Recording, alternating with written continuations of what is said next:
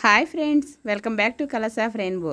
ఈరోజు మనం మునగాకు పప్పు కూరను ఎలా తయారు చేయాలో దాని తయారీ విధానాన్ని ఒకసారి చూద్దాం.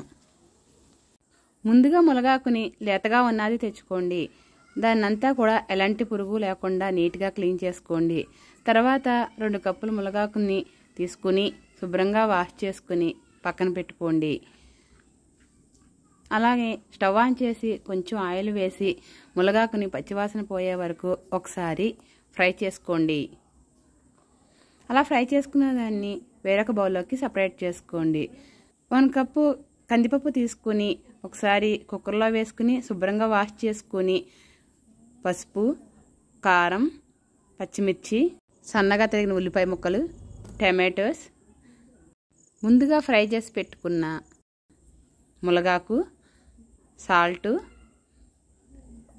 1 కప్ కందిపప్పుకి 2 కప్స్ వాటర్ని యాడ్ చేయండి.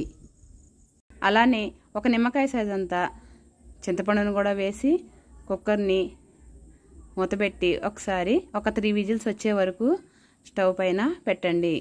అలానే స్టవ్ ఆన్ చేసుకుని ఆయిల్ హీట్ చేసి క్రష్ చేసుకున్న వెల్లుల్లి, కొద్దిగా కొత్తిమీరను వేసుకోండి.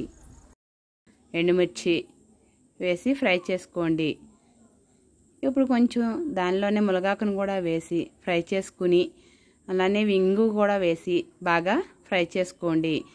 ఇప్పుడు కుక్కర్ మూత తీసి ఈ తాలింపుని కూడా దానిలో వేసి కదిలి తిప్పండి. అంతే, వేడివేడిగా ఉండే మునగాకు పప్పు రెడీ.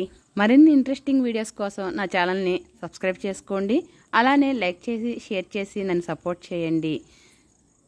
ఈజీగా దోసకాయ పప్పుని ఎలా తయారు చేసుకోవాలో డిస్క్రిప్షన్లో లింక్ ఉంది, చూసేయండి.